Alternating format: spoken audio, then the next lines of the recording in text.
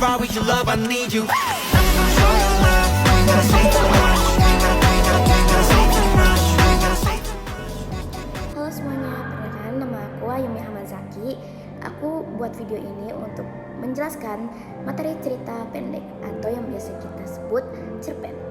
Kita akan langsung fokus pada dua hal yang krusial, yaitu struktur wajib cerpen dan unsur kebahasaannya yang khas. Simak sampai habis ya. Setiap cerpen punya kerangka yang membuatnya menjadi cerita yang utuh. Walaupun ada struktur opsional, kita akan fokus pada 4 inti yang wajib, yaitu 1. Orientasi. Orientasi itu bagian pengenalan. Penulis perkenalkan siapa tokohnya, di mana kejadiannya, atau latar tempat, dan kapan atau latar waktunya, dan ini adalah fondasi awal untuk cerita. Yang kedua ada komplikasi. Masalahnya mulai muncul.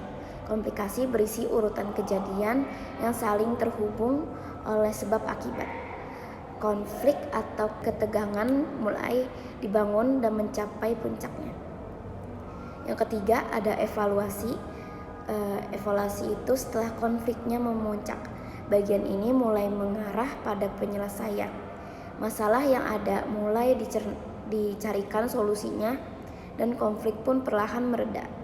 Keempat ada resolusi. Resolusi itu bagian penyelesaian akhir cerita. Jadi semua konfliknya yang dibangun di awal telah dipecahkan. Cerita bisa berakhir bahagia, sedih, atau menggantung. Jadi ada 4 poin, yaitu orientasi, komplikasi, evaluasi, dan terakhir resolusi. Cerpen itu terasa hidup karena penggunaan unsur kebahasaan yang spesifik. Ada tiga ciri khas yang sering kita temukan dan wajib kalian ketahui. 1. Kata keterangan waktu lampau. Karena cerpen menceritakan kisah yang sudah terjadi, banyak digunakan kata-kata yang merujuk waktu lalu. Seperti contohnya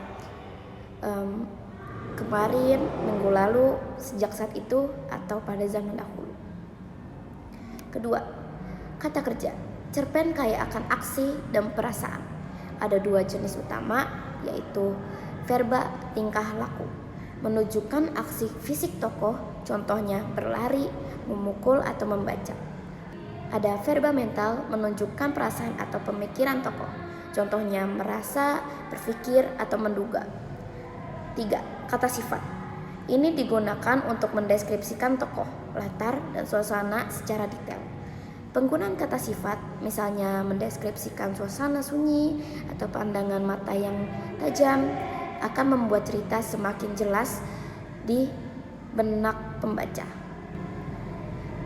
Jadi, cerpen dibangun oleh 4 struktur inti dan diperkaya oleh unsur kebahasaan seperti keterangan waktu lampau, kata kerja mental dan tingkah laku, serta kata sifat. Oke, sekian dari saya.